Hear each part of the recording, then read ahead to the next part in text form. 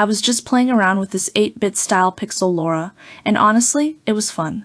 It generated a perfectly realistic pixelated look, almost like something straight out of a retro game.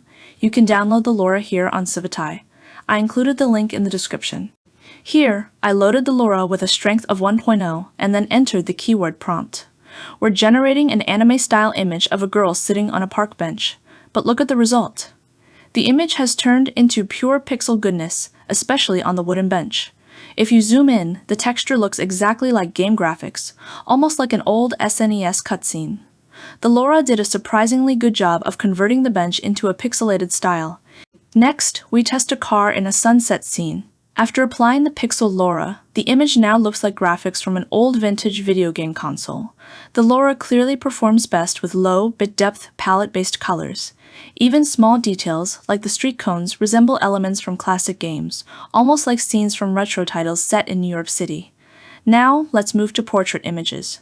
When the source image has high bit depth, the result still becomes pixelated, but it doesn't fully achieve that authentic low-bit pixel look.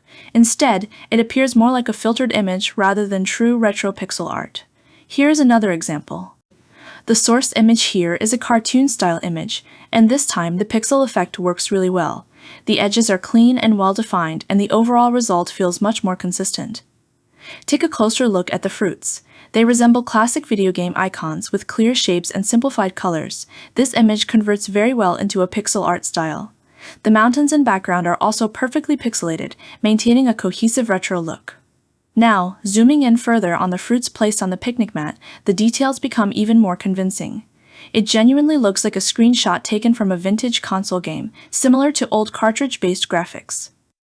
As mentioned earlier, this Lora works best with flat shading and cartoon-style images.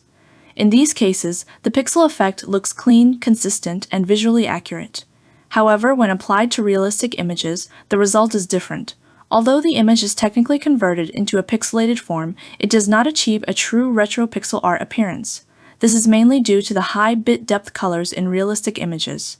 Because of the wide color range and smooth gradients, the illusion of low-bit pixel art breaks down, and the result looks more like a filtered image rather than authentic pixel graphics.